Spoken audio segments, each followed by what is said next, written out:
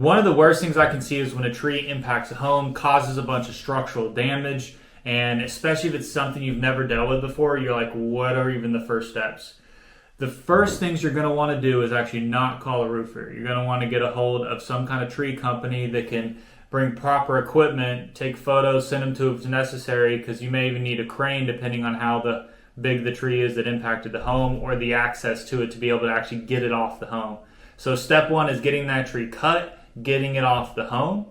Next, step two is going to be tarping it. This is where if you have a good roofer in your pocket and they can get there in an ample amount of time, in my opinion, it's always more preferred to have a roofer tarp the roof than a tree guy, only because these tree guys, they can quote unquote over tarp a lot of the time. They don't just tarp what's needed. They just have these size tarps that are 20 by 50, 30 by 20, and they're going to use that whole tarp because they're not going to take the time out to cut it. They want to get in, get out, and get the job taken care of. And a lot of the times I've seen it before, insurance carriers will push back on the fact that they tarped more of an area that wasn't even damaged. So it's always preferred, definitely not mandatory, but if you can get a roofing contractor out there faster, it definitely plays in your favor.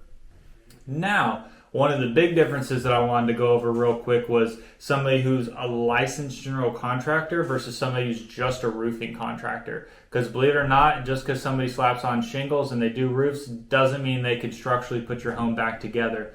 This is where a lot of times permits can be involved.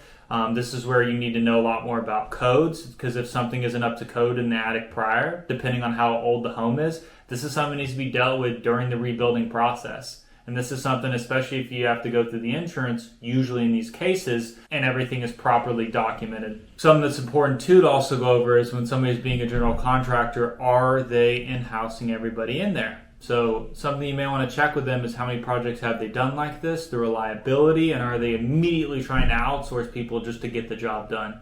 Because while we may be a general contractor, and yes, we have subs, taking care of trees that are falling on homes is not an uncommon occurrence with us. So we were able to take people full circle. We had the people already lined up to get the work done for you. Hope this has been super helpful. Stay tuned for the next one.